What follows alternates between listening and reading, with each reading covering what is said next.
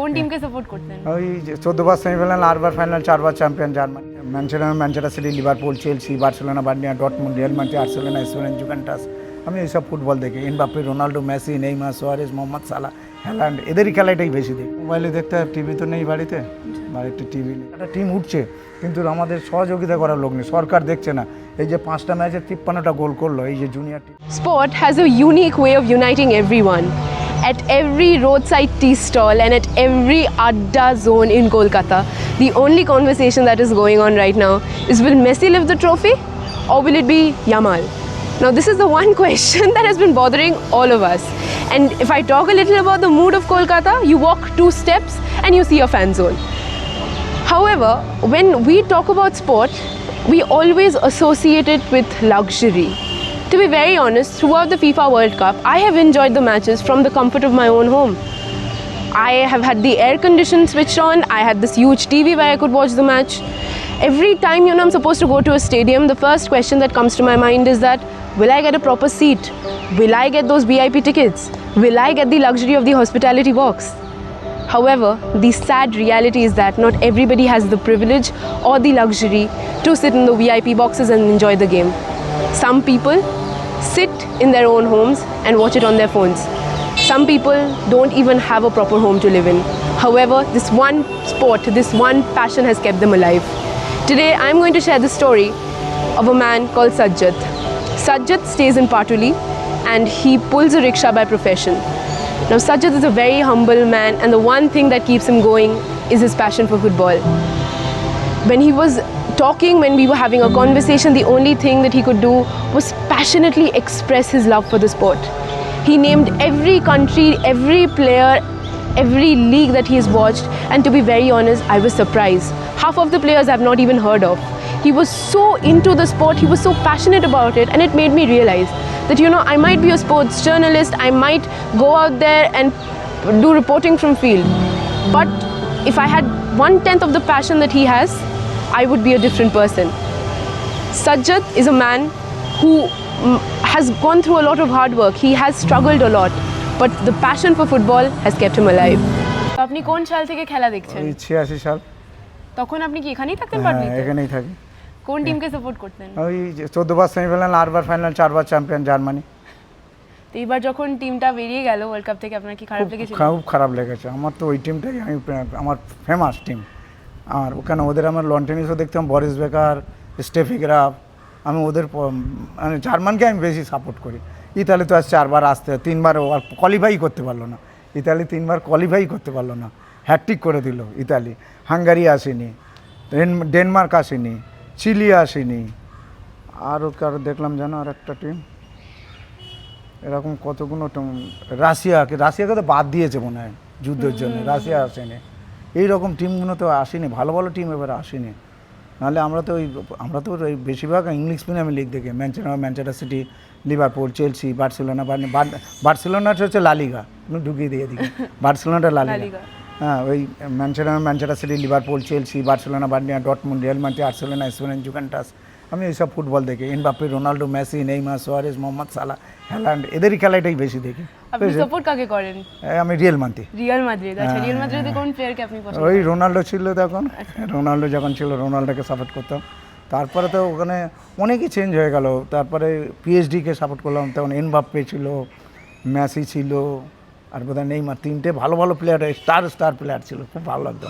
আপনি এখন current Real মাদ্রিদের ফর্ম নিয়ে কি বলতে চান? এখন রিয়াল মাদ্রিদ এই সই করেছে, এখন ওই যে স্পেনের প্লেয়ারটা যেটা বড় বড় চুল, আর এমবাপ্পে আছে, এই দুটো এখন শুরু হোক, তারপর তো খেলা হয়। আমার এই ওয়ার্ল্ড কাপের থেকে ভালো লাগে আমার আবার ওই খেলাগুলো, বুঝেছেন? ওগুলো টাফ খেলা হয়, কেন সারা বিশ্বের প্লেয়ার থাকে, কেন ওই ইংলিশ প্রিমিয়ার লিগে, তারপরে ওই সব যত লিগের খেলা। আমি স্পেনের লিগ দেখি মাঝে মাঝে, ইতালির লিগ দেখি, হ্যাঁ, জার্মানির লিগ আছে সব দেখি, কোপা আমেরিকা দেখি, ইউরো কাপ দেখি। কোপা আমেরিকার খুব সকালে হয় তো সবসময় দেখা যায় না, কিন্তু ইউরো কাপটা দেখি। ইউরো কাপটা 12টার পরে খেলা হলে না ভালো হয় দেখতে, তখন 3টের মধ্যে শেষ হয়ে যায়। এই খেলাগুলো খুব টাফ হয়। কিন্তু আপনাকে যেটা আমি জিজ্ঞেস করছি যে অ্যাপার্ট ফ্রম দিস, ইন্ডিয়ান ফুটবলে আপনি কিছু ফলো করেন? ইন্ডিয়ান গেম না, ইস্ট বেঙ্গল, মোহনবাগান, এরা দেখুন, এরা 90 মিনিট দৌড়াতে পারে না। স্কিল কার্ড কী দেখবো আমি? স্কিলটা তো দেখতে হবে। খেলাটা ভালো, কিন্তু এরা খেলছে। আগের খেলা ছিল তখন মহিদুল ছিল, সাবির আলী ছিল, এইসব পোষণ বিদেশ মানুষ এরা সব ছিল, ফুটবল তখন ভালো ছিল। এখন ফুটবলে নেই, সাবির আলী ছিল, সুব্রত ভট্টাচার্য ছিল, এরা টিম তাও ভালো, কিষাণ উদে ছিল, বিকাশ পাজি ছিল, টিম তখন ভালো ছিল। এখন টিম একদম ভালো নেই। এখন আমাদের স্টেটের থেকে অন্য অন্য স্টেটে ভালো খেলা হচ্ছে ফুটবল, আমাদের স্টেটের যা অবস্থা হয়েছে এখন যা দেখছি বর্তমানে, ওই জন্য আমি ওই ফুটবল ওই জন্য ইউরোপেই দেখি। তো আপনি ছোটবেলায় কোথাও খেলতেন? খেলতাম, বাবা অল্প বয়সে মারা গেছে। আচ্ছা। একটু খেলতাম, টুকটাক খেলতাম।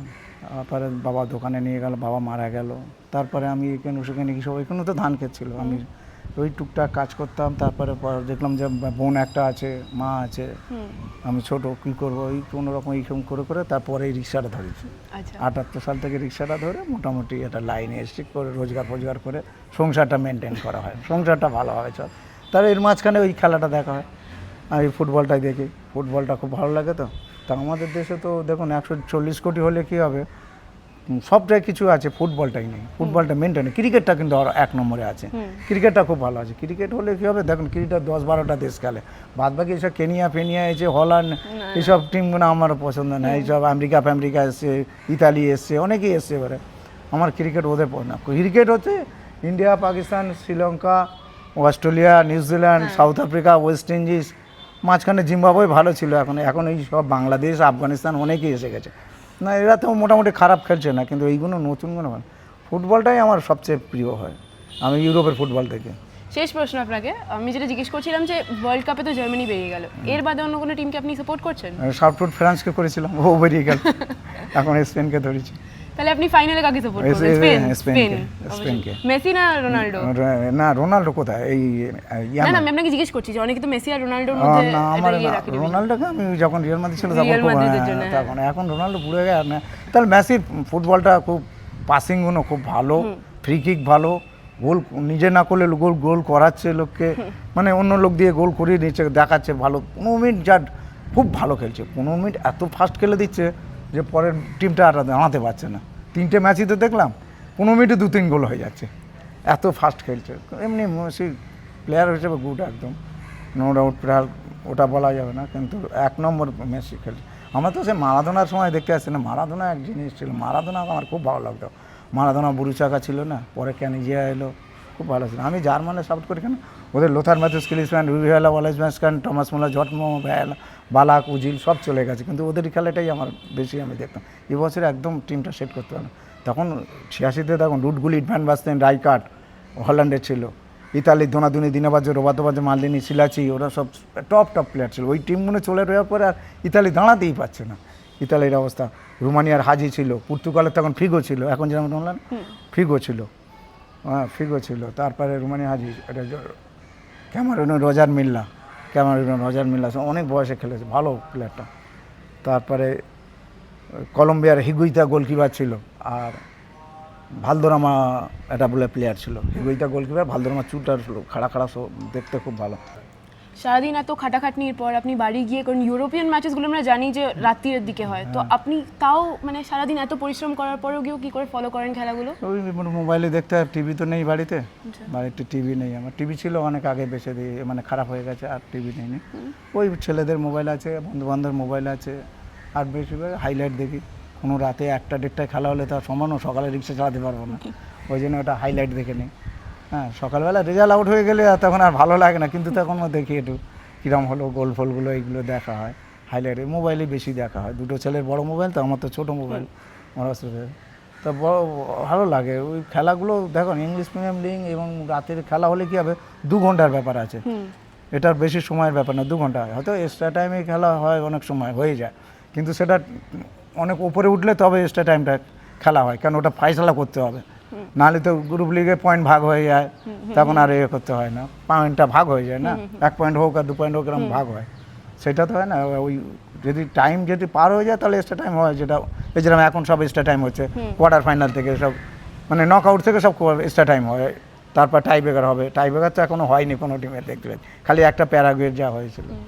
হ্যাঁ, এই সব খেলাগুলো দেখে। আর এই কোপা আমেরিকাটাও খুব কম দেখা হয়। কোপা আমেরিকা দেখো লোক কম, কিন্তু কটা দেশ দেখো তো, জার্মান, এই Argentina, Brazil, Uruguay, Paraguay, Colombia, Mexico, Chile, কোটার Venezuela, Costa Rica, Bolivia, Haiti, Peru, Cuba, Jamaica, Panama, Honduras, কটা দেশ, 16-17টা দেশ।